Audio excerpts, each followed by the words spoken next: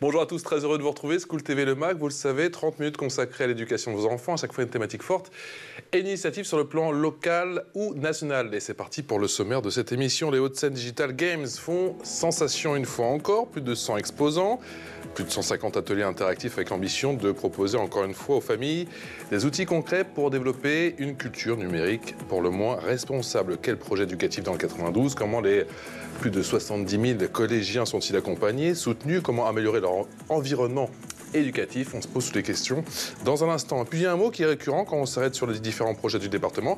Eh bien, c'est le mot innovation, illustration dans le domaine de l'art et de la culture. Dans un instant, on y va. Bonjour Florence Sylvestre. Bonjour Patrice. Merci de nous accorder cette demi-heure. Vous êtes la directrice de l'éducation et des projets innovants du département des Hauts-de-Seine. Je retiens surtout le mot innovant. Je sais qu'on va beaucoup en parler, mais on va bien sûr parler de ces Hauts-de-Seine Digital Games. Ça y est, on est entré dans la dernière ligne droite. C'était le week-end dernier. Encore une fois, ça a été fabuleux. Pourquoi ils ont pris une dimension toute particulière encore un peu plus cette année ? Eh bien, c'est un événement fédérateur. Je vous remercie de me donner l'opportunité de pouvoir revenir sur cet événement phare de notre direction et un projet emblématique pour le département des Hauts-de-Seine. C'est un projet assez original dans le sens où c'est pas un festival classique de niche. C'est vraiment un festival très large qui permet de découvrir tout l'écosystème du jeu vidéo, mais pas que, mais aussi de tout l'écosystème du numérique au sens large. Donc on y a retrouvé tout ce qui tourne autour, vous l'avez dit, une centaine d'exposants, autour de différentes thématiques que sont la cybersécurité, le codage, la programmation. C'est plus pardon, je vous coupais Florence, que la précédente édition. On a l'impression justement que ça monte en on a à peu près le même nombre. On joue des coudes pour venir chez vous. Oui. On a eu à peu près le même nombre d'exposants que l'année dernière, fidèles, avec quelques petites nouveautés néanmoins. Cette année, on a, en plus de tout ce que nous proposions l'an dernier autour du codage, de la robotique, de la cybersécurité, de l'intelligence artificielle, nous avons ajouté cette année, puisque nous sommes à la scène musicale, un concours de DJing. Qui a permis au public de choisir parmi 4 DJ. Vous n'avez pas mixé, non? Non, alors pas cette fois. Les visiteurs ont été invités à mixer, eux, pour le coup. Mais moi, pas personnellement, effectivement. Voilà. Et puis, nous avons eu un challenge autour de la cybersécurité, un challenge éthique, en partenariat avec le campus cyber et puis l'association RouteMiPro, qui ont tenu la finale de ce challenge sur le festival. Et ça a remporté un grand succès. J'ai quand même le sentiment, effectivement, que cet événement s'inscrit parfaitement, puisque je rappelle qu'on est dans une année européenne de l'éducation à la citoyenneté numérique et que ça prend véritablement tout son sens. Exactement. Donc cette année 2025, le festival Hauts-de-Seine Digital Games, dans sa 4e édition, a été labellisé par la CNIL et par le Conseil de l'Europe comme le premier événement de cette année européenne de l'éducation à la citoyenneté numérique, et nous en sommes très fiers. Nous avons beaucoup travaillé pour cela. Et ça s'est traduit sur le festival par un pôle sensibilisation renforcé par rapport aux années précédentes. C'est-à-dire tous les acteurs de tout ce qui est la prévention, la lutte contre les fake news, tout ce qui est le cyberharcèlement, cybersexisme, tout ce qui tourne autour des dérives finalement de l'utilisation des réseaux sociaux et de l'Internet. On a eu énormément d'acteurs présents, l'ARCOM, la CNIL, l'association e-enfance, enfin voilà, des partenaires de renom qui nous ont accompagnés une nouvelle fois, qui sont fidèles sur ce festival. J'ai pas eu le bonheur. Bon, c'est de ma faute, j'ai pas dégagé du temps pour venir vous voir, effectivement. Dans ce magnifique écrin, ça fait quoi d'être, effectivement, d'organiser un tel événement à la scène musicale? C'est une grande fierté, puisque c'est quand même une infrastructure du département et qui reçoit des concerts, des spectacles prestigieux. Donc nous sommes vraiment très très fiers d'avoir pu tenir cette 4e édition dans ce lieu, dans cet écrin. Dans ce lieu vraiment qui inspire, qui est très inspirant, qui nous guide vers des choses très intéressantes. On est dans le futur, effectivement, quand on va là-bas. À la base, effectivement, c'était des concours de création de jeux vidéo et de robotique, c'est ça? Alors, on va un peu shifter, si je puis dire, là, non? Oui, effectivement. Alors, ce festival, il est né finalement d'une conviction que le numérique, c'est quelque chose de très important, à la fois dans les compétences que les élèves doivent acquérir, puisque c'est quand même dans ce monde-là qu'ils vont vivre. Ils naissent avec le numérique, ils doivent apprendre à s'en emparer pour développer des compétences pour leur vie professionnelle future. Et aussi, on voulait en faire un événement très festif. Donc, on a un peu mixé les deux. Et on a aussi à cœur que dans toutes les actions que nous proposons, proposons aux collégiens notamment, mais aux jeunes plus largement, ce ne soit pas des actions one-shot, mais plutôt des actions qui se construisent dans la durée, le temps quand même que les compétences puissent se développer. Sur une intervention de 2 heures, un collégien ne va pas forcément retenir grand-chose. Là, on adosse ce festival à 2 concours. Un concours de robotique ouvert de la maternelle, je dis bien de la maternelle, on a de tout petits qui viennent programmer leurs robots, de la maternelle jusqu'à 14 ans, donc on a 3 catégories. Donc les classes qui sont engagées customisent un robot. Donc il y a aussi tout l'aspect créativité qui est en jeu, tout l'aspect collaboratif, travail ensemble, atteindre un objectif tous ensemble, ça c'est très important. Et ils viennent le jour du festival présenter leurs robots qu'ils ont préparés tout au long de l'année. Ils se sont entraînés avec leurs enseignants. Et ils découvrent des challenges qu'ils doivent, des déplacements du robot qu'ils doivent suivre. Et ensuite, ils sont éventuellement récompensés. Et puis on a un deuxième concours, qui est le concours de création de jeux vidéo. Donc là, ce sont des jeunes un peu plus grands, mais déjà du primaire jusqu'à après, dans le supérieur. On a aussi plusieurs catégories. Et donc là, ils créent un jeu vidéo en s'appuyant ou pas sur l'intelligence artificielle, comme ils le souhaitent, avec le langage de programmation qu'ils choisissent. Et ils viennent présenter leur projet. Donc il y a aussi le côté présentation orale d'un projet, à l'instar des examens qu'ils auront, des oraux qu'ils auront à suivre dans leur scolarité et puis dans leur vie future pour chercher un travail. Et donc là aussi, ils concourent pour des prix qui sont remis ensuite. Donc ces les 2 concours ont lieu le matin, puisque donc ce festival est ouvert. Il est réservé aux scolaires le vendredi matin et nous l'ouvrons au grand public à partir de 13h le vendredi et pour toute la journée du samedi. Comment on embarque les familles justement dans une aventure pareille? Vous avez un sentiment que c'est de plus en plus facile? On les embarque parce que ce sont d'abord c'est un sujet assez fédérateur, le jeu vidéo, c'est quand même un sujet qui est beaucoup de joueurs. Et parfois craint aussi par les parents. Tout à fait, mais justement, comme ils viennent, et puis on les fidélise aussi au fil des années. Je pense que ça y est, les Hauts-de-Seine Digital Games sont ancrés dans le département. Et ils reviennent. Oui, pratiquement. Et ils reviennent et ils sont très heureux de pouvoir trouver sur ce festival à la fois des écoles. Donc ils peuvent aussi, pour leurs enfants, puisque sur ce festival cohabitent des écoles, des studios indépendants, des entreprises du secteur. Il peut y avoir aussi du job dating, stage dating, et également tout ce pôle sensibilisation. Donc en réalité, on trouve un peu tous les aspects et tout le monde peut s'y retrouver. Et d'ailleurs, le samedi, sur cette journée grand public, on a énormément de familles qui viennent. Il ne faut pas oublier de rappeler que ce festival, l'entrée est gratuite. Donc c'est aussi quelque chose qui est très important puisque les familles peuvent venir librement avec tous leurs enfants. Et on a beaucoup de poussettes aussi le samedi, on est ravis. En famille, effectivement. Alors, est-ce qu'il y a... C'est peut-être dur à savoir comme ça, c'est peut-être aller au flair comme ça et votre sentiment peut-être au visuel. Est-ce qu'il y a autant de petits garçons que de petites filles ? Oui, quand même. Je dirais que c'est assez équilibré, effectivement. Alors, c'est vrai qu'on ne compte pas forcément combien il y a de garçons, combien il y a de filles. Après, mais on sent que c'est mixte ? Oui, c'est vraiment mixte. D'ailleurs, nous avons des invités aussi prestigieux dont on n'a pas parlé, donc des joueurs professionnels, de renommée internationale, etc.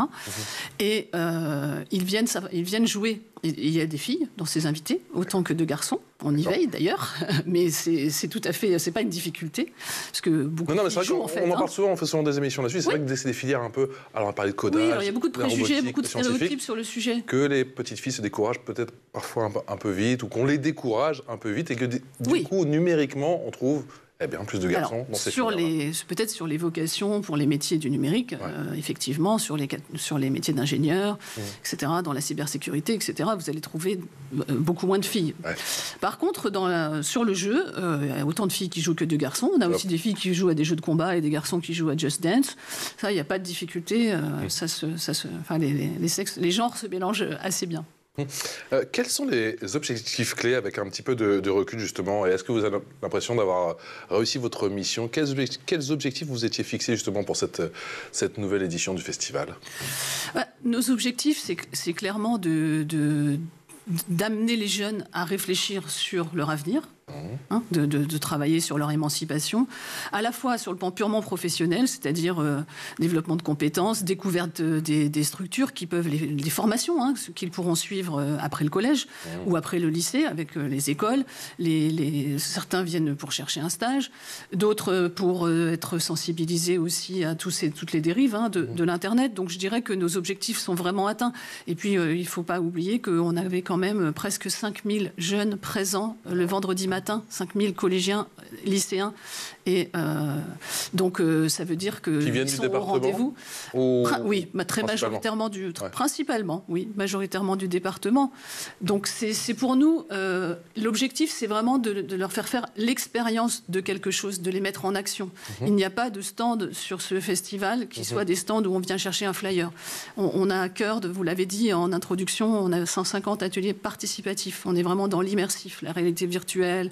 Vraiment, on fait l'expérience de quelque chose. On essaye de craquer un mot de passe alors bien sûr, la cybersécurité éthique. C'est un événement éducatif, pédagogique avant tout, et aussi grand public. Mais c'est pas de craquer les mots de passe du gouvernement, s'il vous plaît, même si c'est toujours une bonne manière de se faire recruter, on sait, mais exactement. Mais donc voilà, je pense que le fait de les mettre en action, de réfléchir sur leurs pratiques, de comprendre avant d'agir. C'est très important, surtout le volet sensibilisation. Je pense qu'un collégien qui rediffuse un message pas très sympathique qu'il a reçu sur un réseau social et qui le diffuse à tout son réseau n'a pas forcément conscience des conséquences qu'il peut y avoir par la suite pour la personne qui est incriminée. Donc tout ça, c'est vraiment de les amener à réfléchir, de grandir en discernement, mais un peu dans toutes les dimensions. C'est vraiment ce qu'on recherche dans l'offre éducative, en particulier le festival.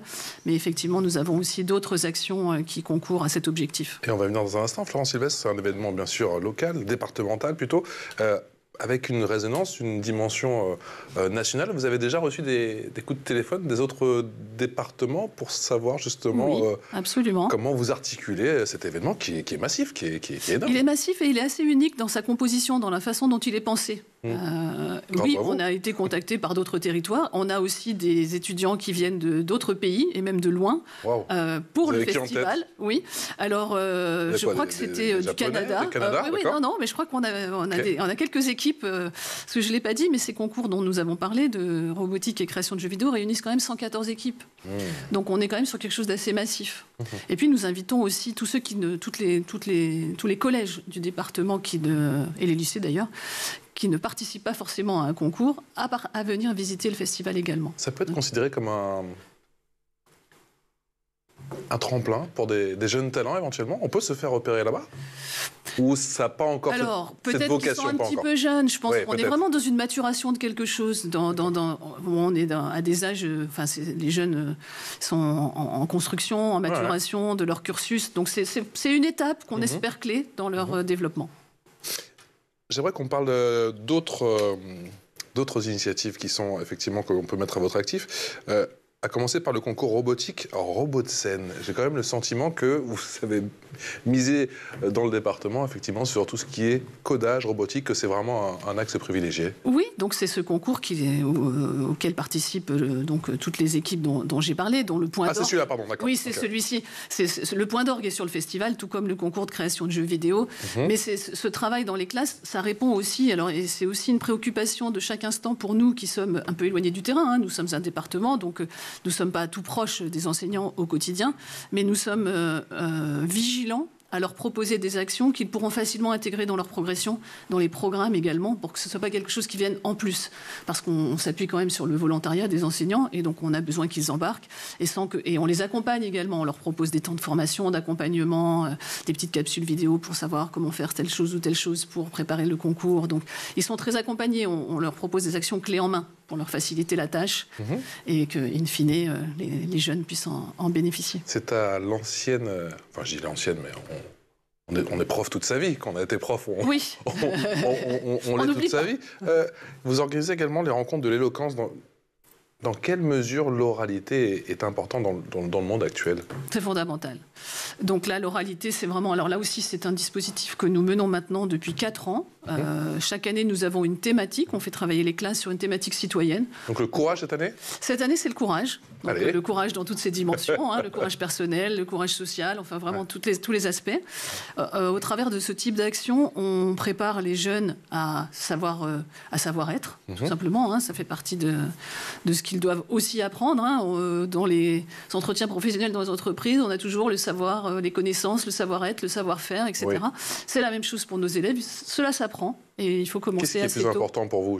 Bien évidemment, c'est mieux d'avoir les deux. Mais s'il faut choisir entre le savoir-être et le savoir-faire? Je répondrais que l'UNESCO a publié un rapport il y a une douzaine d'années sur que doivent apprendre les élèves au XXIe siècle. Ouais. Eh bien, ce qu'ils disent, c'est qu'il faut trouver un nouveau modèle d'apprentissage. C'est-à-dire que l'éducation formelle, la transmission des savoirs disciplinaires, qui sont importants bien sûr, ouais. Et j'en conviens évidemment, ouais. Mais qu'il est important aussi d'avoir d'autres cordes à son arc, je dirais. Donc tout ce qui se rassemble dans ce qu'on appelle aujourd'hui les compétences du XXIe siècle, les soft skills, ouais. Les compétences psychosociales, tout ce qui est la créativité, la collaboration, la communication, la gestion de ses émotions, savoir travailler en équipe, Parce que pour l'autre volet, on aura l'IA. Oui, qui prend de plus en plus de place, j'imagine. Bien sûr, l'IA va prendre de plus en plus de place, ouais. Mais ça s'inscrit dans la même dynamique de savoir justement comment utiliser tous ces outils, parce que finalement, celui qui s'en sortira le mieux demain est celui qui saura à la fois avoir des connaissances et aussi manipuler tous ces outils et tous ces nouveaux outils, sachant que de toute façon, ils l'utilisent déjà tous. Je pense que nos jeunes n'utilisent plus beaucoup les moteurs de recherche que peut-être d'autres l'utilisent moins, ouais. Et sont davantage en échange avec d'autres technologies. Comment on met en place à chaque fois, parce que je sais que vous êtes à la tête effectivement du département des Hauts-de-Seine, des projets innovants, l'innovation, c'est le leitmotiv, le mot-clé. Est-ce que c'est facile à chaque fois de mettre en place une idée? Alors, c'est pas si facile. Alors, innover, c'est pas forcément toujours quelque chose de très spectaculaire, parce que parfois on a tendance à confondre innovation avec quelque chose qui est très voyant, et peut-être très éphémère et qui n'a pas d'impact. Innover, c'est transformer. Donc ce que nous essayons de faire modestement, à notre place et en complémentarité avec l'éducation nationale, c'est de transformer progressivement l'école, tout doucement. D'essayer que l'école vive au rythme de la société. Et c'est pas toujours facile parce qu'on attend énormément de choses de l'école, qu'il y a beaucoup de défis à relever. On parle beaucoup aujourd'hui d'école inclusive, mais c'est une très grande complexité, cette école inclusive pour les personnels de l'éducation nationale, pour toute la communauté éducative. Et il y a aussi de fortes attentes de la société et des parents d'élèves pour que l'école s'adapte un petit peu à chaque enfant, qui accueille une palette toujours plus large d'enfants. Et c'est pas si simple. Et parfois, alors, justement, pour participer justement à cette réflexion, parfois il faut revisiter, remodeler, repenser certains collèges. Et pour ça, vous avez une initiative qui s'appelle, du coup, Réinvente ton collège. Oui. Est-ce qu'avec cette initiative, vous mettez dans la boucle les élèves ou pas forcément? Je sais que ça dépend des départements. Oui, alors on a plusieurs niveaux d'intervention sur cette thématique du bâti scolaire. On a bien sûr, on rénove des bâtiments qui ont besoin d'être rénovés. Mais par contre, au niveau de la direction de l'éducation, nous, ce sur quoi on travaille, c'est sur l'amélioration des conditions de vie et d'apprentissage pour le collégien. On essaie de créer les meilleures conditions, la meilleure synergie possible entre l'éducation, la pédagogie, la technologie et le bâti scolaire. Et on a donc ce dispositif qui s'appelle Réinvente ton collège, où en concertation avec les équipes pédagogiques, donc élèves, parents, enseignants, chefs d'établissement, personnel de l'établissement, où on travaille on travaille des projets sur 2 ans avec une vision complètement globale de l'usage. Vraiment, l'idée, c'est pas de faire... On n'est pas décorateur d'intérieur. Ouais, il y a des urbanistes, il y a des archis... Alors, peut-être, on va pas forcément jusqu'à l'architecte, mais en tout cas, on est accompagné, oui, par plutôt des assistants à maîtrise d'usage. Ah oui. Voilà, de façon à vraiment essayer de changer un peu les postures des gens qui habitent le bâtiment, donc toutes les catégories que je viens de citer. On travaille sur 2 ans, donc on mène ces concertations, donc on travaille un peu sur la méthode du design thinking. Donc on fait le diagnostic, on fait des ateliers, on mène des ateliers d'idéation, ensuite on prototype et ensuite on réalise les travaux la 2e année. Ça marche aussi bien pour la classe que la cour de récréation, oui. les alors, toilettes. dans les faits, alors oui, nous, lorsque nous lançons ces projets, cet appel à candidature, nous laissons la possibilité aux équipes de choisir un peu les lieux sur lesquels ils souhaitent travailler. Et dans les faits, on travaille davantage sur le hors-classe, c'est-à-dire la cour, le CDI, le hall, beaucoup de halls, les foyers des élèves, les salles de permanence, qui ont vraiment besoin d'être revues parce que les élèves ont beaucoup de mal à avoir envie d'y aller. Et là, pourquoi? Qu'est-ce qu'ils disent, les élèves? Ils disent qu'il n'y a pas de vie, c'est triste, ils n'ont pas envie d'y aller. Et donc là, on en a refait quelques-unes de manière un peu innovante avec 2 salles complémentaires, une salle de travail individuelle avec des petites tables individuelles, avec différentes hauteurs d'assises, du sol jusqu'à des tables hautes, et aussi des salles de travail collaboratifs, avec un peu de matériel informatique pour qu'ils puissent les utiliser pour travailler. Très bon résultat. Qu'est-ce que le Challenge National Cube avec un S? Oui, alors climat usage du bâtiment d'enseignement scolaire. C'est un challenge national d'économie d'énergie. Il existe d'ailleurs aussi pour les villes et pour les écoles. Là, on est vraiment sur les collèges. Et c'est la 3e année que le département fait concourir des collèges, en fait. Et cette année, nous avons été primés. Nous avons 2 collèges, un à Clamart et un à Clichy, qui ont remporté ce challenge, le cube d'or et le cube de bronze. D'accord. Et le département a également été primé dans la manière dont il a accompagné, qui a été remarqué, cette manière d'accompagner les collèges dans ce challenge. Notamment, nous avons produit un petit guide qui pourrait être dupliqué aussi pour les autres établissements, puisque c'était une grappe de 6 collèges. À chaque fois, c'est une grappe de 6 collèges chaque année qui concourt. Et le collège qui a remporté le cube d'or a quand même fait 33% d'économie d'énergie sans travaux. D'accord. Vous avez le sentiment que c'est une génération qui est au fait justement de cette équation climatique? Oui. Ouais. Oui, clairement, je pense que... Plus que les parents. On peut peut-être pas généraliser, mais il y a quand même une tendance lourde d'une petite pression des jeunes sur les adultes. Ce sont les collégiens qui disent aux professeurs éteignez les ordinateurs le soir, etc. Pensez bien à éteindre les lumières, fermer les fenêtres, etc. Et puis, ils ont fait toutes sortes de productions de petits nudges pour donner des petits tips à droite à gauche pour justement des petits pense-bêtes pour que tout le monde puisse collaborer à essayer d'obtenir vraiment obtenir des économies d'énergie substantielles. Florence Sylvestre, vous parlez justement on a parlé ensemble effectivement de cette opération Réinvente ton collège avec notamment utilisant la méthode de design thinking. Est-ce que la restauration scolaire, la cantine, pour ne pas la citer, fait partie de cette équation? Est-ce que c'est un des piliers souvent de la réflexion? Redesigner, redessiner, très gros repenser. Travail, alors que je ne gère pas en direct. Donc là, c'est une de mes collègues qui s'occupe au niveau du département de la restauration scolaire, qui a un très gros dossier, très stratégique, suivi de très très près à tous les niveaux. Et oui, c'est clairement, ça fait partie. Enfin, pour être même un peu plus large, je dirais que le département s'est doté d'un agenda 2030, donc une démarche de développement durable qui concerne absolument tout le spectre de son intervention. Et tous ces sujets font clairement partie des objectifs, par exemple l'ODD numéro 4, l'objectif de développement, qui est un objectif de développement durable numéro 4, qui est une éducation de qualité, englobe toutes nos actions, effectivement. Vous êtes déjà sur la prochaine édition des Hauts-de-Seine Digital Games ou pas? Allez, dites-moi tout. Moi, j'aime bien grappiller des infos. Ça s'est fini il y a quelques jours, mais... Non, mais je sais qu'un événement comme ça se prépare pas comme ça en 2 mois, même si j'imagine que vous avez et même beaucoup de certitudes et beaucoup de partenaires. Oui, on a une certaine expérience, on a des partenaires fidèles. Mais écoutez... Mais chaque année, j'imagine qu'on veut grossir, on veut innover. On la surprise. On garderait la surprise. C'est quoi le plus dur quand on organise justement tout ça? C'est quoi le plus délicat, le plus dur? C'est le volume quand même, une centaine d'exposants, c'est pas rien. Donc dans un temps finalement assez réduit, d'aligner un petit peu toutes les planètes, les exposants, les écoles, d'avoir des thématiques porteuses, d'avoir des ateliers de qualité aussi, parce que c'est vrai qu'on a beaucoup d'intervenants qui spontanément, quand ils viennent ils pensent qu'ils vont tenir un stand pour distribuer des flyers, donc on les force, on les pousse vraiment assez fort pour qu'ils proposent des ateliers interactifs aux jeunes, qui puissent être en activité. C'est par l'expérience qu'on apprend, et c'est important pour nous que les jeunes s'engagent et qu'ils soient actifs, acteurs de leurs apprentissages. Est-ce qu'il est facile de former, ou alors comment former? Est-ce que vous avez des clés avec tout ce que vous voyez au quotidien pour former des citoyens responsables avec l'outil numérique? Est-ce que c'est un plus? Parce qu'il y a tous ces débats qu'on entend depuis ces derniers mois. Oui, on est un peu au milieu du gué, c'est-à-dire qu'il y a une forme de scepticisme aussi, parce qu'effectivement, il y a des dérives, et puis le temps d'exposition aux écrans, on ne peut pas nier qu'il est peut-être trop important, que ce soit, d'ailleurs, nous, adultes, on ne donne pas forcément... le bon exemple. Bon exemple, on n'est pas forcément... Je vais le ranger, Florence, j'ai compris. Je le range tout de suite. Mais en même temps, c'est indispensable. C'est-à-dire que c'est une mission de service public. C'est-à-dire que l'école doit offrir à tous les jeunes la possibilité de s'intégrer dans la société qui les attend.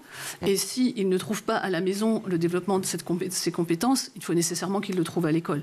Mais il faut le faire de manière raisonnée. C'est-à-dire que l'outil informatique reste un outil. Et ce n'est pas la panacée qui va remplacer l'enseignant. Au contraire, je dirais que dans cette jungle où finalement le savoir est disponible partout, tout le temps, le rôle de l'enseignant est primordial pour guider le jeune dans ce qu'il doit apprendre et la manière dont il doit l'apprendre et sur quels outils il doit s'appuyer et comment il doit vérifier ses sources, etc. etc. Est-ce que vous avez repéré une tendance ou une nouveauté pendant ces Hauts-de-Seine Digital Games que l'on pourrait voir, pourquoi pas, je ne sais pas, je n'ai pas d'infos, débarquer ou se démocratiser effectivement dans les établissements scolaires ou dans les collèges des Hauts-de-Seine. Pensez à quoi? Qu'est-ce que je pourrais vous répondre là-dessus Je sais, c'est une question de volonté, question de budget aussi. Le sujet, c'est quand même l'intelligence artificielle. Je pense que là, c'est énorme ce qui nous... Vous avez vu mesurer l'accélération entre, j'imagine, la précédente édition et la dernière là. Ça n'a pas de mesure. Ça n'a rien à voir. Ah oui, c'est quelque chose qui a complètement explosé sur l'année qui vient de s'écouler. Et c'est quelque chose il ne faut pas qu'on se laisse dépasser parce que les jeunes, il faut que les adultes, il faut que les enseignants s'informent sur le sujet. Vous en parlez avec vos anciens collègues, vous les sentez inquiets? Bien sûr qu'ils sont très inquiets. Très inquiets. Ils commencent déjà à avoir des copies rendues faites avec les outils. Je ne veux pas citer particulièrement d'outils, mais oui, ils repèrent déjà ce type de pratique. Il peut cloner la voix de son professeur en une fraction de seconde. Oui. En envoyant des messages. Si vous demandez à un bon outil d'intelligence artificielle, fais-moi le plan de la dissertation sur qu'est-ce que le courage, il va vous sortir en 30 secondes un plan complètement structuré sur le sujet. Donc ça change forcément la donne en matière d'évaluation. Oui, forcément, ça va changer en profondeur le métier d'enseignant, mais pas que le métier d'enseignant. Je pense l'ensemble de la société. Et l'ensemble des le train métiers. est déjà parti, donc il faut vraiment monter à bord. On a vraiment une mission très très importante, fondamentale, d'accompagner les jeunes dans cette jungle. Bon voilà, j'ai mes exclusivités. Voilà, les prochains Hauts-de-Seine Digital Games, ce sera une spéciale IA, ce sera une 100% peut-être intelligence artificielle. Merci infiniment. Merci avec infiniment, plaisir, je vous remercie de m'avoir directrice de l'éducation et des projets innovants du département des Hauts-de-Seine, d'être venue nous voir. N'hésitez pas à aller effectivement sur le site du département des Hauts-de-Seine pour peut-être voir les temps forts. Je me dis que vous allez nous compiler ça très bientôt. Bien sûr. Effectivement, de ces Hauts-de-Seine Digital Games. Passez une excellente journée en notre compagnie. On se retrouve demain. Ciao.